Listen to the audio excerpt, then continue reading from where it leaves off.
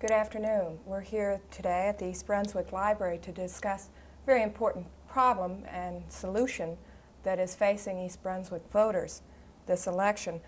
The question before us is garbage and resource recovery or continued landfilling. I have today with me to talk and make some statements. On my far right is Leo Desrosiers, who is a resident of East Brunswick for the last 21 years, a member of the East Brunswick Township Recycling Committee, and an avid member of the Township Council meetings. Next to Leo is Professor Bill Scerbo, who comes to us from the Department of Landscape Architecture, is in Cook College at Rutgers University. And then to my left, my immediate left, is Leon Boyce, who is the business manager of Local 456 from the International Brotherhood of Electrical Workers. Leon is here representing his people who live in East Brunswick. And then to my far left is Kathy Stanwick from the Public Policy Center at Eagleton Institute of Politics at Rutgers University. Kathy, you've been an East Brunswick resident for 10 years? Right, 10 years. For 10 years. We're going to start today with a discussion and a statement from Leo, who has prepared something for us all, and I'll then turn it over to you, Leo. Okay. Well, spontaneously, I have problems in that I tend to forget what I want to say and say it. Think of it after I'm all through, so I wrote them down first. I'll get my point across. My family and I have lived in the northeast quadrant of the township, the Schoolhouse Lane area, since 1962. My house, incidentally, is about 3/4 of a mile to a mile away from the site of the proposed RESCO plant. This is the area you might call the Witch's Cauldron, considering its location surrounded on all sides by landfills and highways, constantly under various aromatic and noise influences. Kimbuck, incidentally, just across the river from where we were. My daughter was 7 years old when we moved here, has processed through the East Brunswick school system through high school, and has always been employed within the township no more than 5 miles from home. She and her peers, who still reside in the area, are as healthy as they can be. I was going to say as healthy as horses, but she didn't like that. And considering the number of sports cars, motorcycles, mopeds, bicycles, etc., that the current batch of youngsters use in the area, as well as all the other activities they participate in, seems to indicate that they too abound in good health. I attended the cause rally in the high school and was quite impressed with the presentation.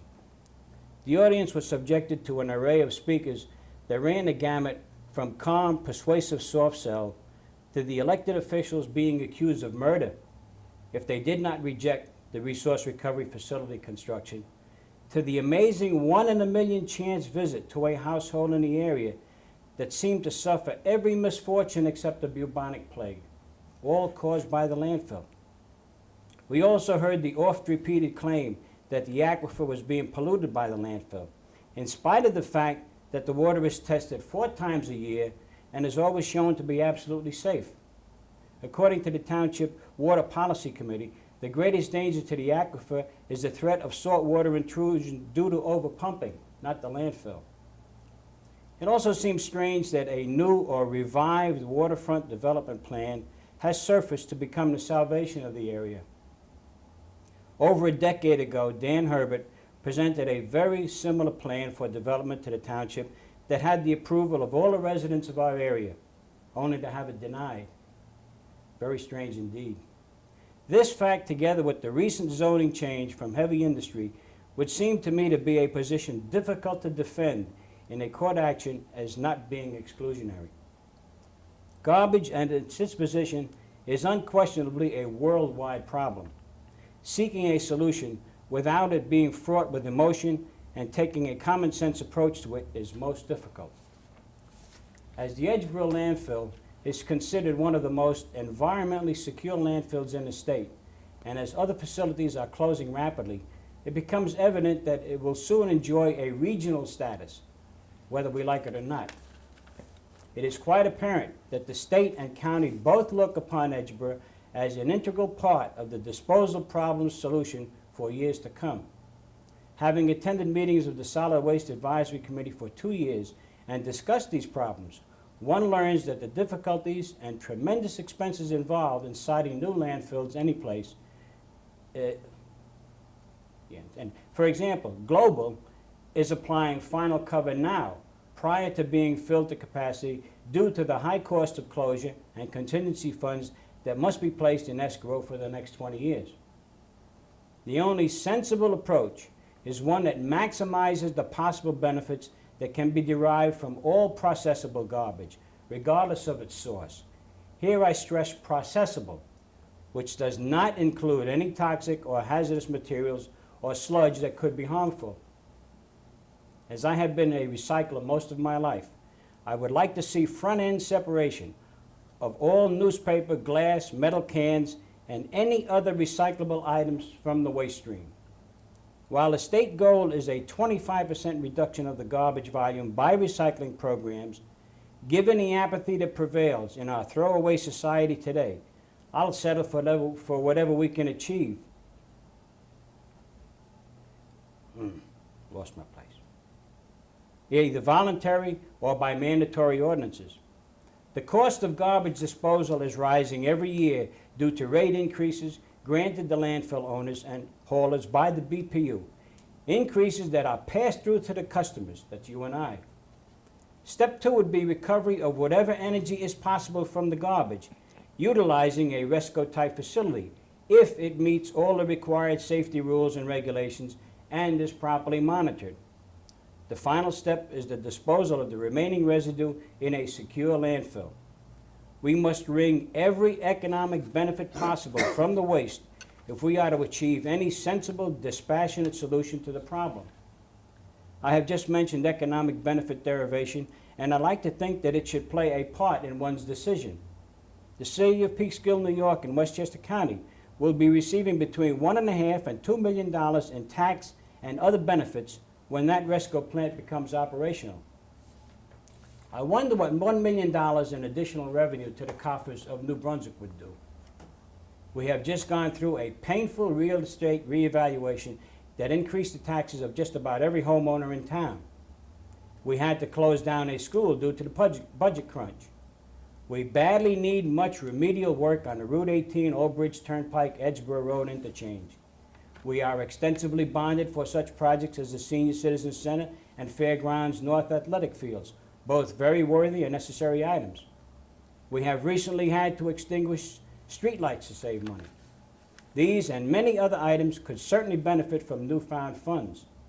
I fear, however, that when and if Signal RESCO has completed its permitted process with the state and federal agencies and has the final authority to proceed, our bargaining position will no longer be a tenable one. We have the opportunity in hand to turn a liability into an asset. Our chances of eliminating the landfill are about nil. In fact, updated volume figures seem to indicate it may have 2 decades or more of usable life remaining. It is within our power to lay back and continue to be dumped on, or face the challenge and get all the benefits we can from those who choose to use the facility. As the host community, we could come out ahead of the game instead of behind the 8 ball that everyone seems too eager to place us. Thank you. Leo, thank you very much. I think you bring up a number of issues that we should discuss in just a minute. I know, though, before we start in just an open discussion, that Leon, you had some things you wanted to talk about, to bring up some issues that in a minute we'll all get to. Well, there's been so much controversy concern with the project that people are totally confused in East Brunswick. I would urge all the residents of East Brunswick and the surrounding areas as well as East Brunswick to come to see the slides, to listen to the presentations, and see what's put forth. There's been an atmosphere of uncertainty and fear planted in too many minds in East Brunswick, and these plants have proven to be economically and environmentally sound.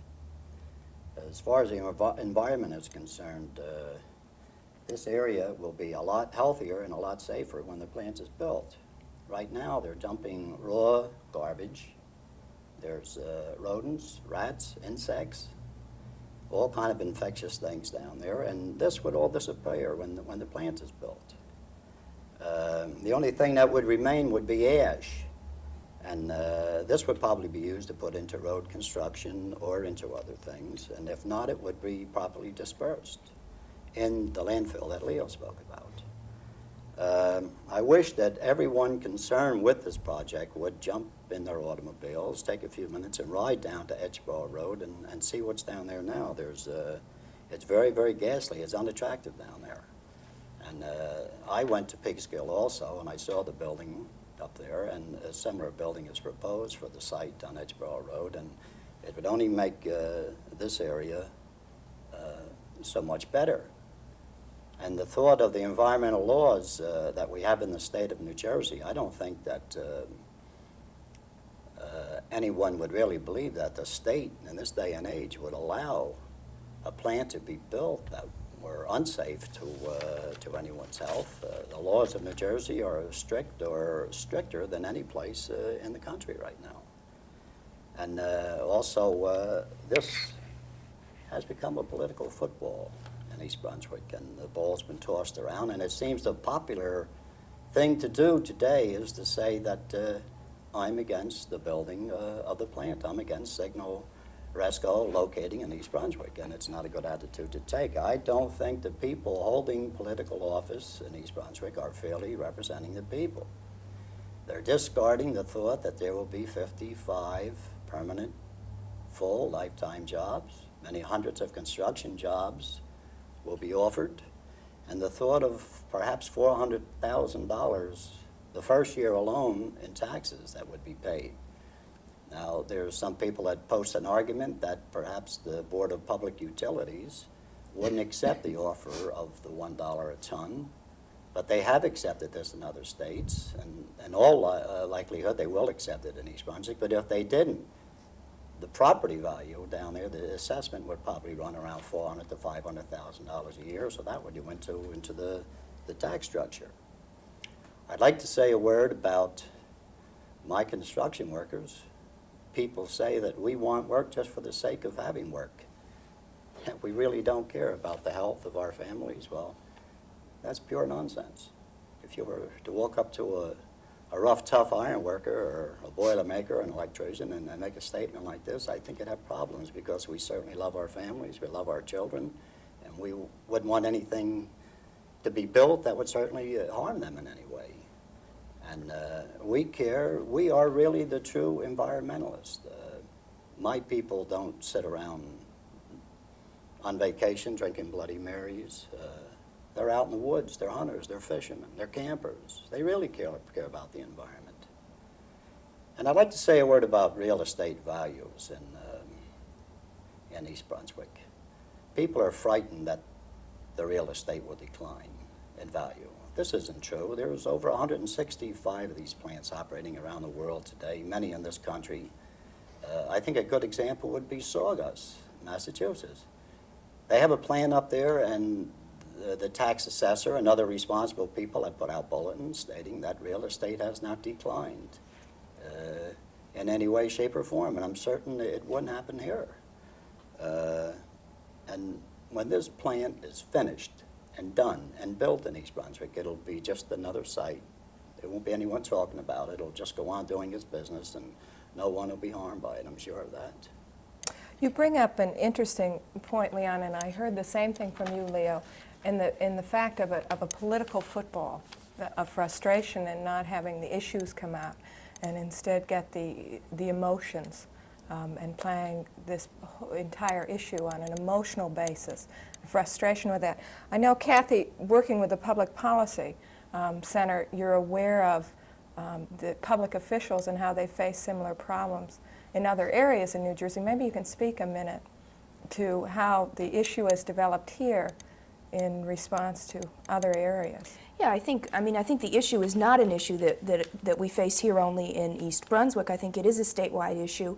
There are a number of counties and areas in the state which are considering similar resource recovery facilities, and I think it's in many areas of the state, it is not necessarily political football, because some of the residents in these areas realize the disadvantages that have come, particularly in the northern part of the state, with continuing to dispose of garbage in the traditional landfill operation.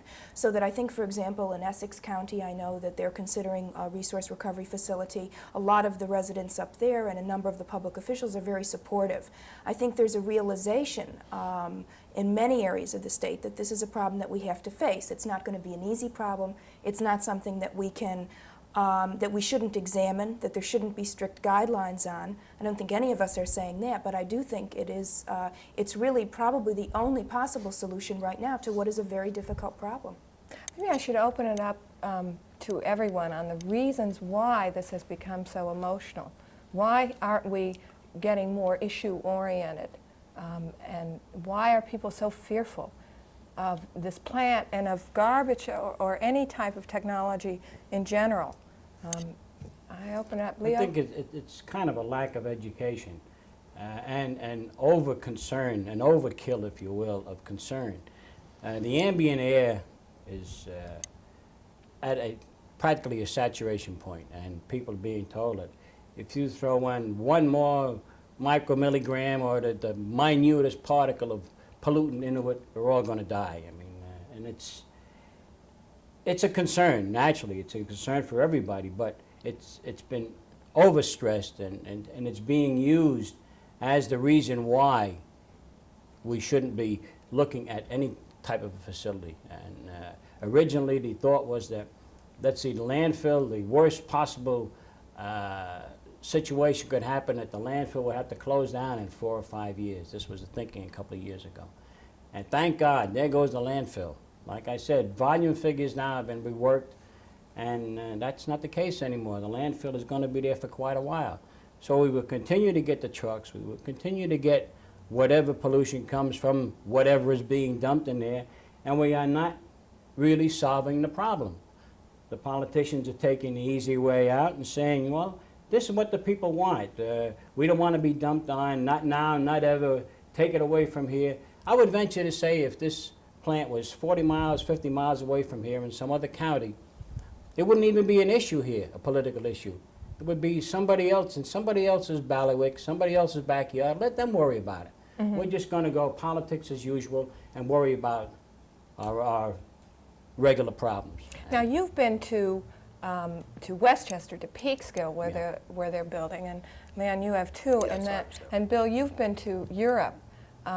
Some of this, when I listen to people who have concerns about this project, many times they say, well, it's a fear of what they look like or what will happen. Maybe you can speak, Bill, to the European experience, and then two gentlemen can talk more about Westchester. Maybe I could just preface that by saying that I'm a person with an extreme environmental conscience, and I grew up in a time when environment and the quality of environment was very important. And I have also been a recycler all my life, or not all my life, but ever since my very young teens. So these things are very important to me, and that's why I chose landscape architecture as a profession. And as a group, we're all extremely interested, and we're geared towards the development of high quality environments for people to live and recreate in. And I've been interested in landfill disposal, sanitary landfills, and resource recovery for several years now. And when I was over in Europe a year or so ago, I made a deliberate effort to go and visit several of these plants in Germany. And in fact, I was very pleasantly, I wasn't surprised, I was pleased to see that those facilities are very well visually integrated into their landscapes and into their environments. In lots of situations, they were in residential neighborhoods or areas where historical characteristics were present. In some cases, they were in areas where there was a lot of light industry, but not heavy industry. And there was, in my opinion, very little visual intrusion. In fact, they managed to fit very well. I spoke to a number of residents about their opinions on these facilities, and virtually everyone had a very high opinion of them. Mm-hmm. I never perceived the smoke plume to be a serious visual problem. And again, I'm speaking as a professional who deals with aesthetic problems every day of my life, and my profession is geared towards that. And I can quite honestly say that I do not believe that the the visual liabilities of resource recovery systems are serious. Let's go to, as a non-professional but a citizen looking at these things, and Leo, you'll be living very close to the plant. What was your impression of Westchester, in Westchester County at Peekskill? Well, I first went to Saugus. I went with Saugus as a guest of the Chamber of Commerce and saw their facility. It's the prototype, let's say, of the RESCO organization, if you will, in the States. And the plant is not aesthetically beautiful, considering the area that it sits upon, a landfill that had tremendous problems with the smell and the vermin and everything else. It was a savior, more or less, of the area, plus handling the garbage for dirty-eyed communities that it now does. And the noise level was acceptable. You didn't hear anything until you got to the plant. They have ESPs, the electrostatic precipitators, which produce very little plume. Just once in a while you see a slight plume come out. The type of scrubbers that they plan for East Brunswick will produce a steam plume, which would be a little more constant, a little more visible, probably a lot more visible. But the plant itself was very efficient as far as I was concerned. It was reducing the bulk of the volume down by some 90%. And the ferrous metals were being pulled out by huge magnets. And the residue, which was the ash, was used as landfill cover because the landfill itself had been closed for a few years. So the ash was used as a cover for the existing landfill.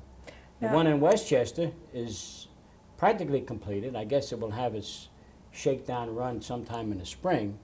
And it's a nice-looking plant. I mean, the point that it's on is I guess the closest house to it is maybe 3/4 of a mile away. And aesthetically, it's just a tremendous-looking building, even though it's not completed as yet. And the renderings that they give in the drawing for the East Brunswick plant are pretty much the same as the configuration is pretty much the same. It is as here. It would have its own electric generator alongside of it, pretty much like East Brunswick would have. What do you, Leon? Well, Why I don't you was take her? very impressed with the plant in Westchester. From the pictures that I've seen, the pictures that I have in my office, I think the East Brunswick plant will be more attractive. There are some modifications in it. Of course, it's going to be built at a later date. I'm sure there will be more improvements. They will learn things from the previous plants that they built. We had many questions that we had to ask when we went up there because we're very concerned about the project. And I was most impressed with the water, the usage of the water. And I was very happy to learn that there would be absolutely nothing bothered on the water. There would be no boat traffic. There would be no barges coming up, and there will be no barges brought up here. There could not be, the way the plan is laid out, that there could only be truck traffic coming in. The wildlife, the game, the fish will not be bothered. Everyone is concerned with the water. We've been trying to clean the Raritan up for the past 25 years, and finally we're coming around to that where we are getting it cleaned up, and we wouldn't want to see anything happen to it. I think that from what I've seen down there, as I stated before, I think that this will be the most attractive building on Edgeboro Road. There's some buildings down there now that certainly could need some fixing up. But this, beyond the shadow of doubt, would be the most attractive building down there. Kathy, you brought up the issue of water, and we were talking earlier before we started here about the groundwater, and I know that you've been looking at that through your work on groundwater contamination, and maybe you can talk to.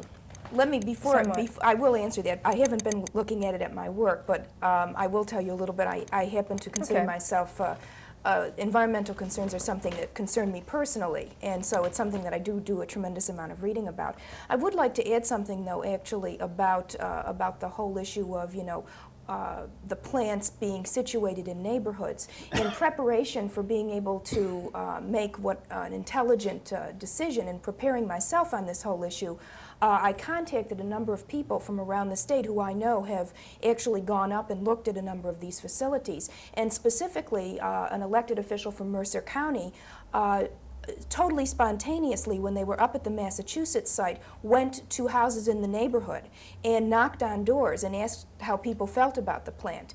And it was actually quite surprising because although there had been a lot of initial skepticism there as well, the citizens, and this was totally unplanned, were just incredibly impressed with the way the facility was run and the fact that actually the pollutants in their neighborhood had decreased considerably since that facility was operating as opposed to the traditional landfill.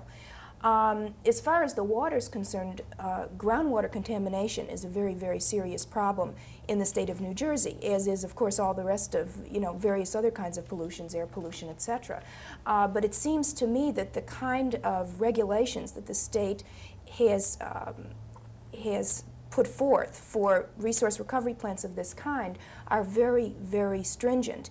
And the kind of the operation there will be subject to a lot of intensive investigation, monitoring, etc. And it seems to me that in many ways, that particular kind of facility will be monitored much more closely. In the case of groundwater, for example, although the water's tested, it's very difficult. There aren't necessarily good procedures yet to be able to really test what happens with groundwater. Mm-hmm. It takes years to really be able to identify some of the problems with groundwater contamination.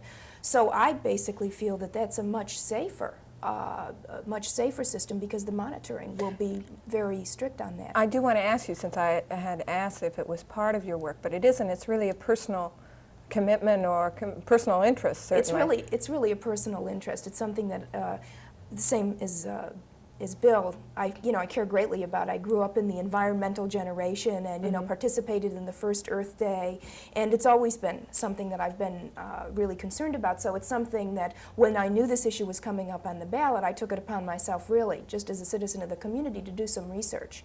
And I really, as I started this, I really didn't have a position on either resource recovery or continuing the landfill. And are there certain issues that changed your mind? I mean, you mentioned the groundwater contamination, certainly. In framing the argument on landfill versus resource recovery. The aesthetics you seem pleased with, and you've investigated other areas that have resource recovery.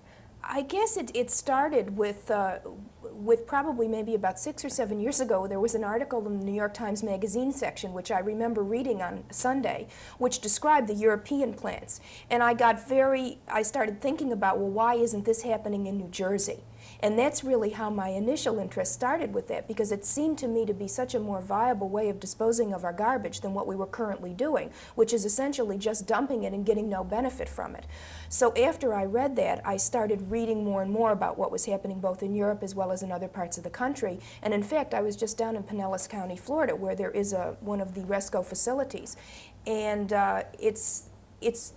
it's just amazed me in my research that we hadn't been exploring this as a nation sooner, mm-hmm. and certainly as a state. So that was how I originally got interested in the whole issue and started reading about it after that New York Times piece. You'll probably remember that. Do you remember that piece? No, I'm sorry. But I would just like to second your opinion on that and just say that in terms of what is the benefit of this type of a system, it's a holistic approach. And I don't see how anyone can come up with an argument and say that there is a better alternative. At this point in time, there is not a better alternative.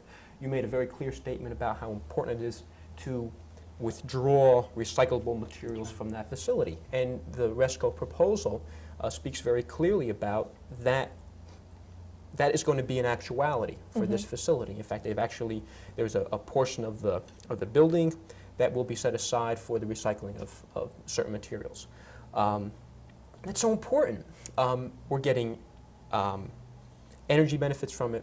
We're reducing the volume that we need to impose upon our sanitary landfills.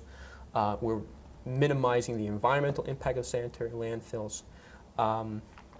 There's so many positive benefits that come from it, and it gets me very excited to think about it. And when I had first heard that it was proposed for East Brunswick, it drew a smile to my face, because again, I thought the same thing. Why on earth hasn't this technology come to fruition in the United States? To see the major fights that have been developed as a result of this proposal, to me, sort of had me somewhat perplexed, and it comes down to a certain degree this lack of education on part of the people who are becoming very emotional about the proposal. And I don't just have a casual interest in this facility, and I've made the effort to read the environmental impact statements that have been prepared, and they are extremely well documented with respect to what those impacts will be. And they have obviously been done by very highly recognized experts. And there should be no argument that the environmental impacts of this are less and therefore create a better alternative to sanitary landfills, and a fine alternative for some land use on that particular parcel in East Brunswick. Leo, Yeah. I wanted, please go ahead a little more. I would like to go a little on the recycling end. You know, recycling has been touted as the alternate to landfilling.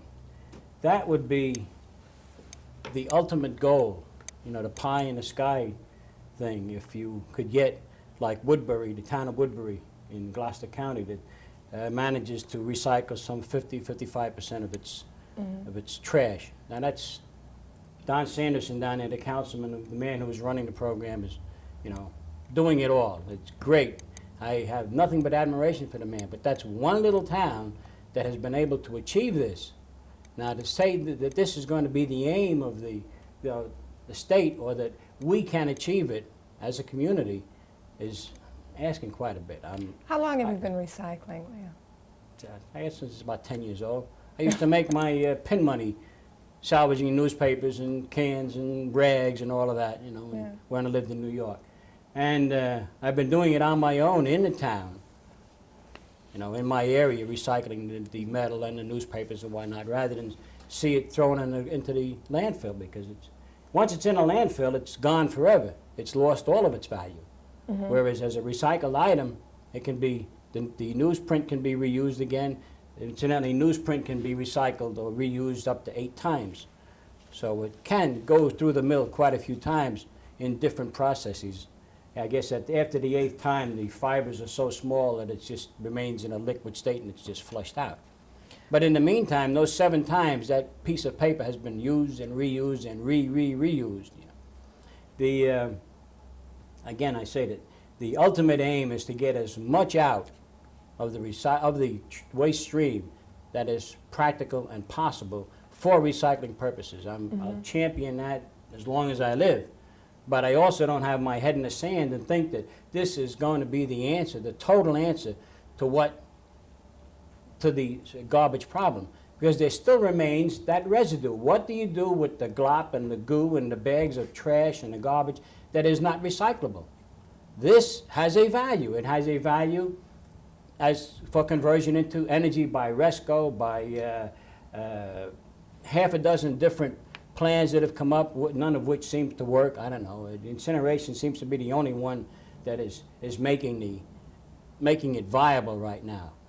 And after that's done, you still have something left, an ash of something that still, of course, that winds up in a landfill. So you have recycling on the front end, you got resource recovery of some kind in the middle, and then landfilling on the tail end to dispose of the final residue.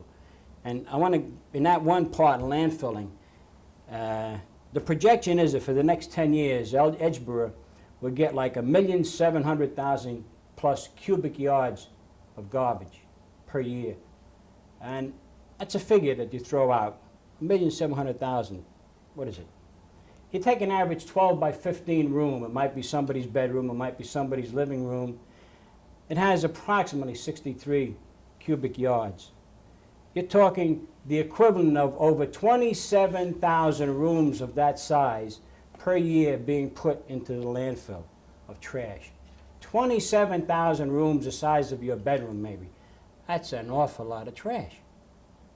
Now, if you can reduce that by recycling and by resource recovery down to 90%, 85%, even 80%, you have saved an awful lot of land, you have gotten an awful lot of energy back out of your garbage, and it makes common sense to try to do it. It makes no sense at all to just keep dumping it in the landfill, whereas if they can't go out, they'll start going up. And I've seen we've got enough Mount Trashmores around. I'd like to see them getting dug into and take some of that back out again if they could. But methane gas is available if it's pumped out. And I understand Edgeboro is going to proceed along that point now to try to extract some. Let's go back to the original question. After you two discussed and made your statements, we said, why the politics of this? Why we've discussed for some time now the benefits to the community both as an environmentally, it's safer, it's aesthetically looks well, it certainly is benefits economically.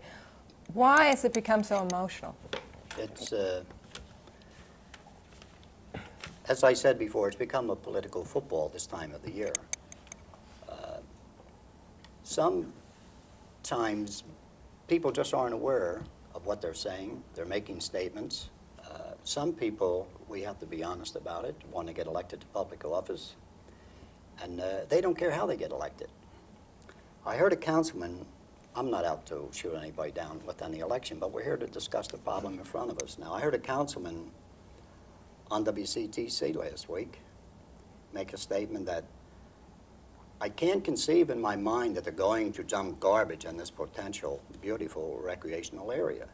Well, even the news commentator, when he said that, said, I don't know what he means by that because there's a landfill there now. Mm-hmm. Now, there's been a lot of ridiculous statements made. The mayor was talking about the 300-foot smokestack. It seemed to be, at a talk at Rutgers, it seemed to be the thing utmost in his mind.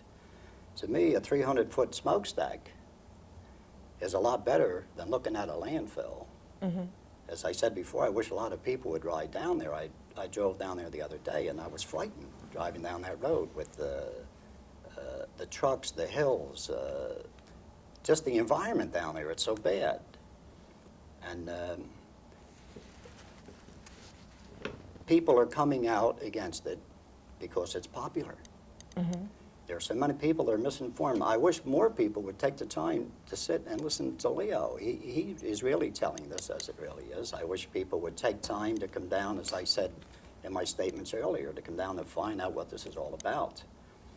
But people really don't know what it's all about. There's certainly no health hazard here, and yet it's been planted in people's minds that there is a health hazard. There's none whatsoever. We ask these questions. It's 99.7% free, I believe, of anything that would come out of the smokestacks that would hurt anyone. There will be nothing left but ash. Everything will be recycled. But people have a thought in their mind that this is a monster here. You know, people are so conscious of cancer today. As we rightfully should be, it's one of our leading deaths in this country. But they're confusing this with maybe a nuclear power station or something. This is nothing like that. This is entirely different. This is a recycling plant. And I just think that people are terribly misinformed on this thing. Kathy, did you? Yeah, I think that one of the things is that that's right. It's very easy to try and look at the issue in a very simplistic way. I think we all are concerned about our environment. We all are concerned about health and the relationship between our own personal health, the health of our families, and the environment. And I think one of the biggest issues with anything like this, and I know that I find myself reacting this way, it's hard to do your homework. It's hard to actually read all the materials. They're very technical, they're very detailed, they're very scientific. It's very hard as a person who is a citizen of the community to look at the pros, look at the cons, and actually make a decision on your own.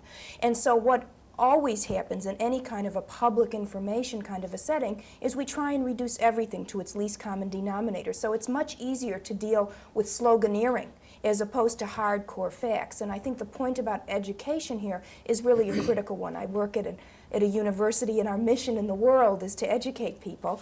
And I think that it's very difficult to try and to boil down the issues as concisely, for example, as Leo did. And I think that as citizens, you know, we get tired of reading, and there are so many issues all the time that we have to make opinions on, that it gets very difficult. And so as a result of that, I think that people relate to these issues emotionally, and they try and make very simplistic statements about what are complicated issues. And it takes a lot of homework to really sit down and make up your mind. And I certainly hope that that other people that are citizens of East Brunswick will take time to do a little bit more reading and to get a clearer understanding of what are really the pros and cons, as opposed to just taking a kind of a simple snapshot based on, you know, one side or the other. I think that we really need to take a look at some of those issues. Yeah, I'm afraid that if everybody that was eligible to vote would come out and vote from a standpoint of having read the releases, having some idea of just what they're voting upon, I think there might be a surprise turnout, a surprise conclusion of the voting process as to what the opinion is. Unfortunately, it's not a, you know, presidential election. We're probably going to get 25, 30%, 40% will come out and vote. And the emphasis now is, you know, come out and vote against it. Come out and vote against it. Letters have been sent to ministers asking them to, you know, if my priest comes out and says anything about it, I'm sure as heck going to let him know. I don't want his political opinion. I'll suit my own. I don't believe that we should bring God in on this now. You know, he's been trying. The Almighty is being, you know, imposed upon enough, especially at that meeting. That everybody was, you know, thank God. Let's hope to God. Let's do it our own thinking. I mean, God is not going to influence my thinking in this point. I look for him for spiritual guidance. I don't look for him to how I'm going to vote on garbage. I think that if everybody would come out and vote their conscience, educated wise, as I say, it might be a surprise conclusion as to what the outcome would be. Unfortunately, we're going to get a small turnout, I'm afraid, and the ones that are going that should come out and express an opinion, educated won't come out. They're just going to sit back and say, well, you know, doesn't bother. People on the other side of 18, let them worry about it down there in that area. And leave it. The others that will come out are going to be anti. I think they'll probably get a pretty good no vote on this. I wouldn't doubt it at all. But I don't think it's going to be representative of the entire community. It's going to be representative of the segment of the community that has been imposed upon to come out, you know, come out and do your damnedest, And vote against it. But it's not going to be, I think, Yeah. the bulk reasoning of the township itself. Bill, I know did you have a comment? Just on one particular given, in East Brunswick, a zoning ordinance has been passed that states that East Brunswick will be made up of residential, commercial, industrial. And this area has been zoned industrial, and intelligent people have made a decision that this is an appropriate place for industry to take place. Now, emotionalism has come into play, and an assumption has been made that this resource recovery industry is a very heavy smokestack kind of industry. In fact, it's not a smokestack industry, it's a steam stack, if you want to look at it from that point of view. It's a very clean industry, and certainly it is much cleaner than sanitary landfills are. So they've accepted a land use in that area now. And in this instance, where the proposal now is an improvement upon a lane that has already been accepted for that. It's a little bit hard to understand the argument when you look at it from that perspective.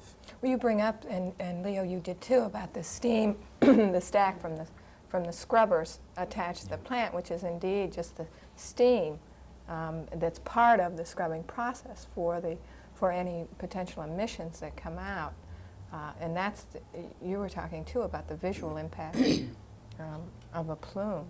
Well, there no doubt will be some residue, some toxic residue, if you will, acids or whatnot, that will be attached to the steam droplets.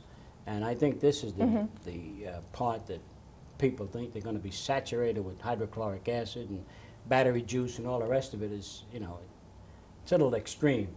And I stress again that if it meets the established standards and regulations and rules as imposed by the state, as imposed by the government, it should be permitted. I mean, whose word are we going to take? Nobody trusts the government anymore. Nobody trusts anybody anymore. Why should we trust our politicians anymore? I certainly don't trust them any more than anybody else, especially when they're using a very emotional angle just to satisfy the voters. I mean, as I said, you know, just before, don't raise the bridge, lower the road. Don't face the problem as the problem realistically and dispassionately and educated-wise. Just use it and go along and say, well, you don't want it as because X number of people don't want it. This is the best for the community. Well, I don't see it that way. I think it has to be handled as a part of the problem. The garbage is the problem. It's our problem. People bring it in from various communities in the state or various counties or even out of state and dump it in. So it has now become our problem. It's ours. We've got it. We own it now. What are we going to do with it? Say we don't want it? That doesn't work.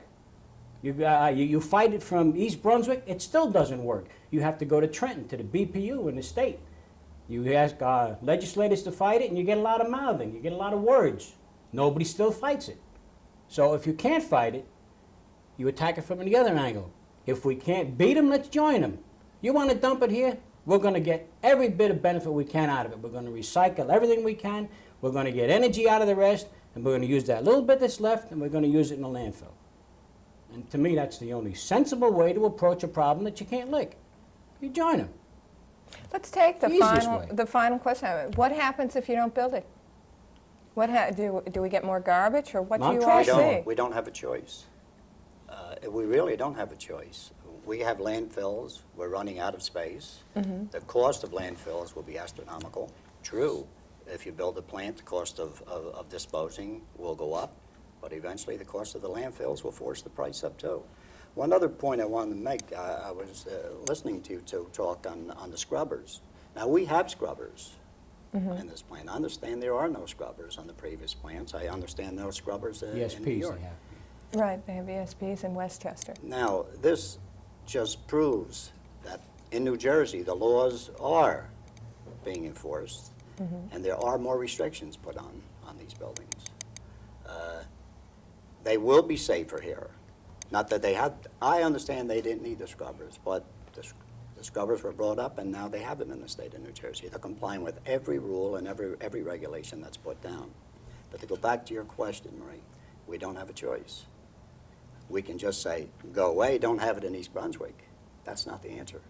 That's not the answer to the problem. Kathy? Yeah, I think Leo's point is a point well taken. I think that there is a reality out there now, which is we have to dispose of garbage, and we have to think of a way to handle it so that we get the maximum amount of benefit from it. And it seems to me that as the host community, we have now a landfill which we have no benefits from whatsoever. As the host community of a landfill that is doing resource recovery, doing recycling, generating steam, we will have some additional benefits. We will have additional tax revenues. We will have perhaps ultimately decrease in some electric bills or something like that.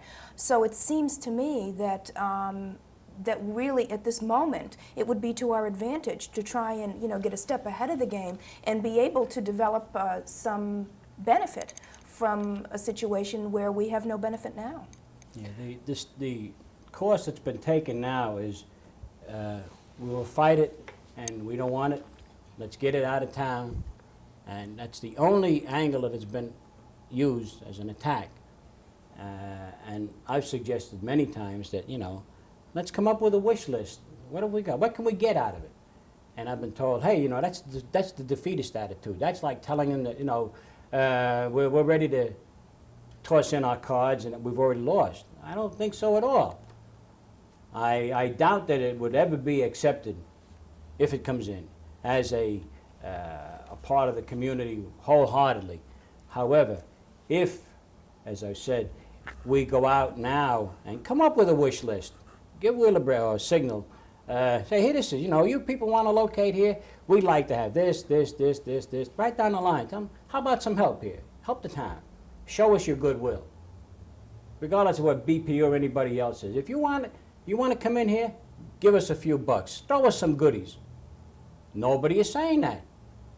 They were all saying back, no, not now, not ever, not here, out. And I'm afraid it's not going to happen. We don't have the final say in deciding. I don't know what this declaring that a depressed area would do. I don't see any incompatibility with the marina given what the marina looks like now, being compared to, you know, siting next to a plant, a garbage disposal plant. It's next to a landfill now. Anything that would be developed would still be next to a landfill for the next 40 years. So there's no, in my mind's eye, there's no incompatibility at all. You're taking what you can call a distressed area. You'll still have partly distressed area. Again, we could say, Willowbred, okay, clean up the waterfront. You people are living here, help us out with the marina.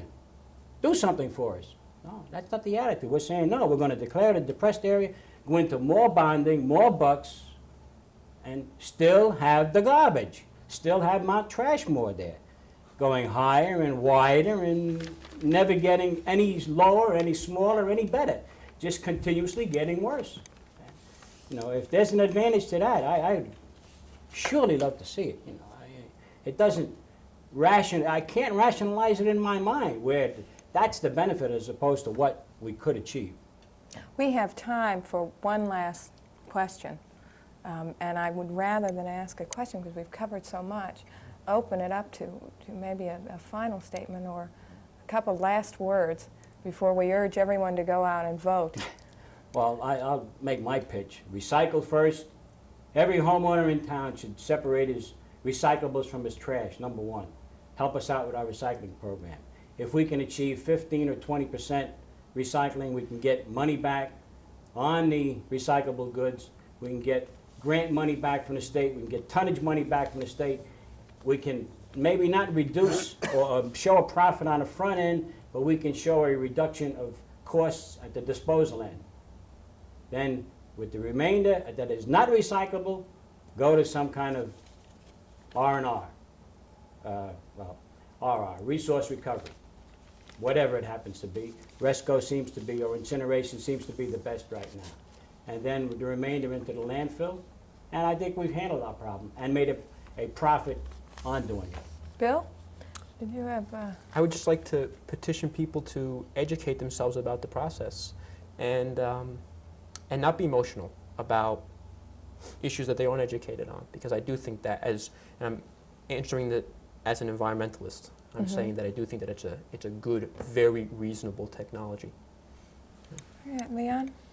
I'd like to extend an invitation to all the residents of East Brunswick and the surrounding areas to come on down and find out what it's all about, and then vote your conscience.